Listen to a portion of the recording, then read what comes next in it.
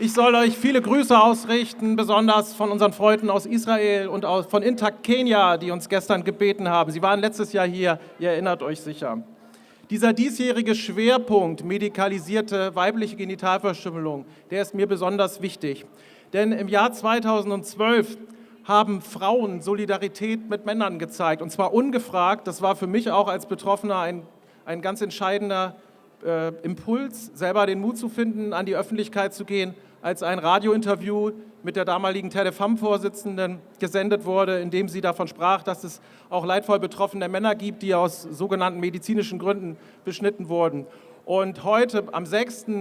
weltweiten Tag der genitalen Selbstbestimmung, ist mir das persönlich ein Anliegen, von dieser Solidarität etwas zurückzugeben. Wir haben damals die Frauen aus diesen Organisationen nicht gebeten, nicht bitten müssen, für unsere Rechte mit einzustehen. Sie haben das von sich aus getan, weil sie Menschenrechtlerinnen sind. Und dafür möchte ich meinen Dank heute noch einmal aussprechen.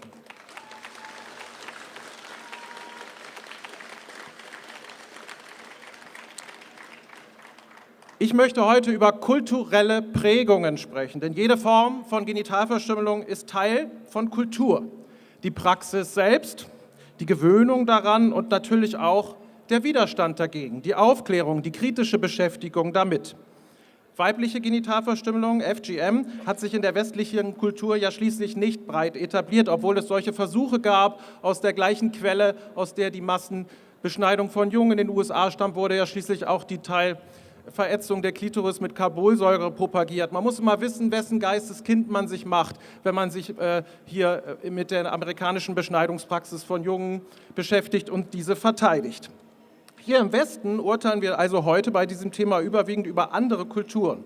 Ich finde es wichtig zu untersuchen, aus welcher Position heraus wir das tun und welche Reflexion unserer eigenen kulturellen Prägungen dem vorausgeht.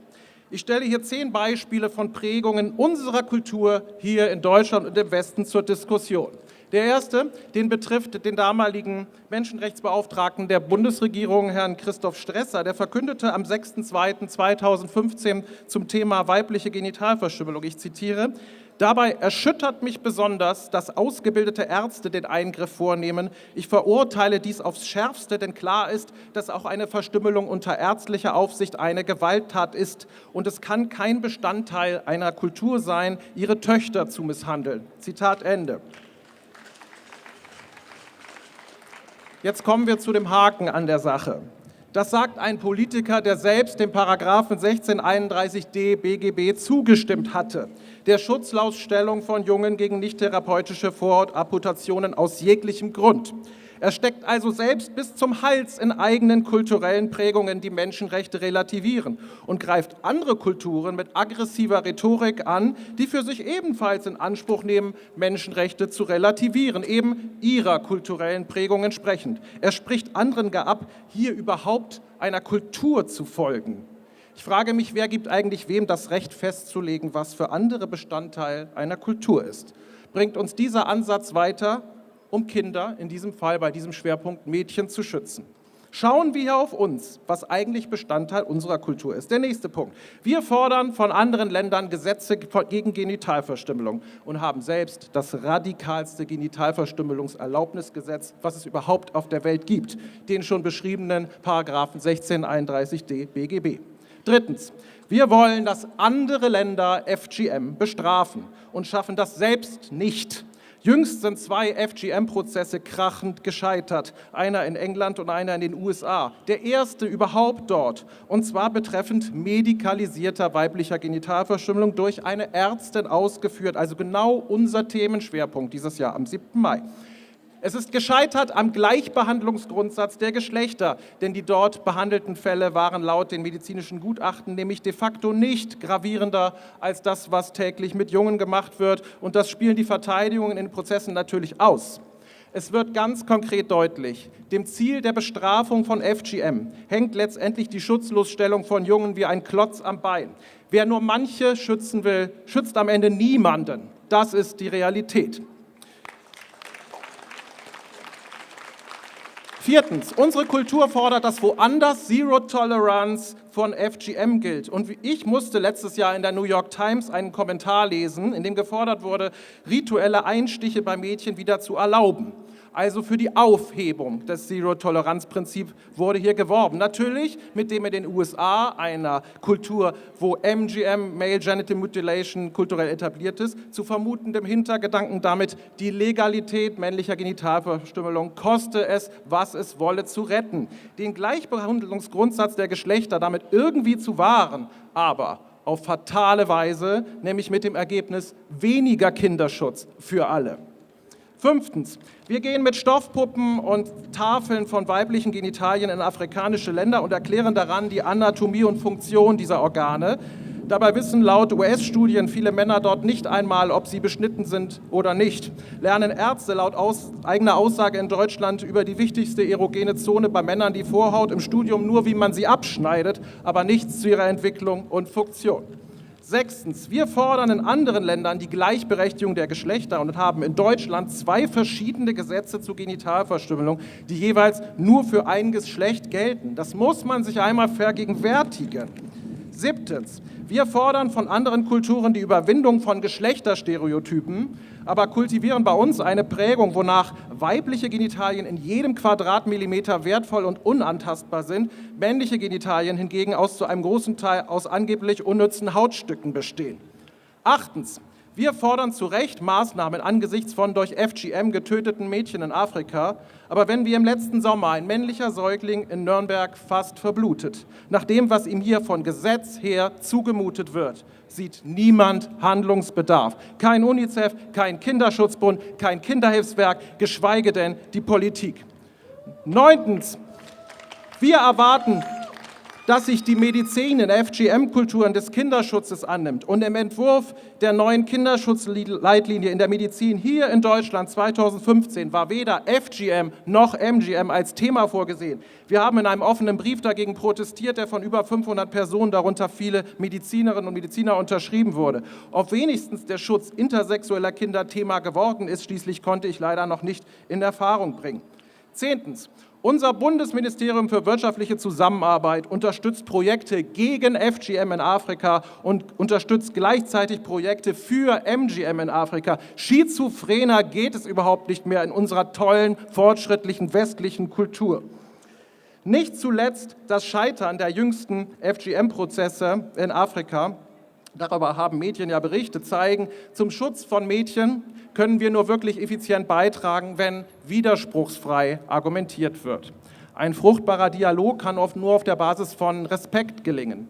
Respekt bedeutet für mich, dass man das, was man anderen an Selbstkritik abverlangt, auch selbst zu leisten bereit ist. Denn was andere weit weg für sich wichtig halten, ist immer viel leichter zu beschimpfen und sich darüber zu empören, als das, was im eigenen Umkreis passiert. Fruchtbarer Dialog geht vor allem nur auf der Basis, wie es auch auf einem der Plakate in den letzten Jahren immer stand, alle Eltern lieben ihre Kinder. Und das gilt auch für Eltern, die nicht nur ihre Söhne, sondern auch ihre Töchter verstümmeln. Nur empört sich Herr Stresser so besonders jetzt über FGM von Ärzten durchgeführt. Was sagen wir da, wir in Deutschland aus einem Land, das sich brüstet mit der medikalisierten männlichen Genitalverstümmelung, gar einen angeblichen Kompromiss per Gesetz etabliert zu haben? Das ist übrigens einer der absurdesten Mythen der deutschen Beschneidungsdebatte. Wenn wir so ehrlich sind, wenn wir wirklich einmal so ehrlich sind, an uns die gleichen Maßstäbe anzusetzen, können wir eigentlich nur in tiefe Scham versinken. Wir finden, wenn Mädchen nur geschützt werden sollen, weil sie eben zufällig mit weiblichen Genitalien zur Welt gekommen sind und bei uns ein patriarchalisches Geschlechterstereotype vorherrscht, nachdem Mädchen schwach und schutzbedürftig und Jungs eben hart im Nehmen sind, dann steht dieser Schutz von Mädchen für mich auf viel zu dünnem Eis. Mädchen gehören nicht von kulturellen Zufallsprägungen ihrer Umgebung heraus geschützt, die überall auf der Welt anders sind und sich auch immer wieder ändern können. Mädchen gehören geschützt, weil sie Kinder sind und weil ihnen Menschenrechte zustehen. Aber selbst diese Menschenrechte wackeln hier bei uns leider ganz schön beträchtlich. Machen wir uns nichts vor. Viele unterstützende Stimmen zum Schutz von Mädchen hier in unserer westlichen Welt verstummen nämlich augenblicklich, wenn damit verbunden ist, dass Jungen genauso geschützt werden müssen. Wenn wir hier endlich die notwendige Debatte über gleichen Schutz für alle Kinder zulassen, dann werden wir mal sehen, wer auch dann noch für Zero Tolerance bei Verletzung von Mädchenrechten steht. Ich bin gespannt. Einen Hinweis darauf gibt es ja schon, nämlich dass einige große sogenannte Kinderschutzorganisationen den Aufruf zum 7. Mai nicht mittragen oder auch sonst zu männlicher Genitalverstümmelung komplett schweigen. Es heißt da manchmal als Rechtfertigung, dieser Aufruf, den wir heute in den Händen halten, der würde etwas gleichsetzen und das lehne man ab. Darauf antworte ich, das Einzige, was dieser Aufruf gleichsetzt, das ist gleicher Schutz für alle Kinder. Gleichgesetzt wird auch im Recht für gewaltfreie Erziehung oder in der Zusammenfassung verschiedener Formen von FGM durch die WHO. Aber daran nehmen diese Organisationen keinen Anstoß. Warum nun auf einmal hier dieses seltsame Argument? Weil sie Jungen einen grundsätzlichen ethischen Schutz noch nicht zugestehen, weil sie für Jungen noch nicht bereit sind, kontroverse gesellschaftliche Debatten zu führen, selbst dann nicht, wenn dadurch die bereits erreichten Schutzrechte für Mädchen wieder akut gefährdet sind. Das entspricht eben noch unserer Kultur. Eins können wir heute am 7. Mai jedenfalls deutlich sagen. Die 55 Organisationen, die heute diesen Tag in 12 Ländern auf 5 Kontinenten unterstützen, die stehen für den Schutz von Mädchen ein. Und zwar immer, ohne Einschränkung. Hier kommen Vertreter vieler Kulturkreise zusammen, die bereit sind, auch bei sich hinzuschauen, eigene Prägungen zu hinterfragen, auch wenn das schwerfällt. Aber das bedeutet Respekt vor anderen, das bedeutet Gleichberechtigung und Glaubwürdigkeit. Und das lohnt sich. Manches entsteht schon ganz konkret aufgrund von in Köln beim WWDOGA begonnenen Begegnungen. Projektarbeit in Kenia von Aktion Regen Wien für sexuelle Gesundheit und Schutz von Frauen ging erstmals dieses Jahr Hand in Hand mit derer männlicher Aktivisten vom VMMC Experience Project, die für ihre Selbstbestimmungsrechte und für den Gebrauch von Kondomen werben. Ist das nicht großartig? So etwas kann entstehen, wenn man den Mut hat, sich selbst und anderen gegenüber ehrlich zu sein. Hier bei uns, das muss uns klar sein und das müssen wir in die Welt hinaustragen, hier bei uns entstehen die neuen Bündnisse und darin liegt eine große Chance. Nur brauchen diese Bündnisse endlich mehr Unterstützung. Die großen Kinderschutzverbände müssen sie endlich bewegen und zu diesen Entwicklungen beitragen, anstatt ihr einfach gar nichts zu tun und andere die Arbeit machen zu lassen, für die sie eigentlich die viel größeren Mittel haben. Wie kann es sein, dass wir zum Beispiel als ehrenamtlicher Betroffenenverein Aufklärungsarbeit in Stellen für geflüchtete Menschen leisten müssen, weil sich große Organisationen mit hauptamtlichen Organen konstant weigern, in ihren Projekten auch über Schutz von Jungen zu sprechen? Das ist schlicht ein Skandal und das darf Ihnen die Öffentlichkeit auch nicht mehr durchgehen lassen. Kinderrechte sind kein Wettbewerb der besten Ausreden, sondern ein Wettbewerb der besten Ideen zum Handeln.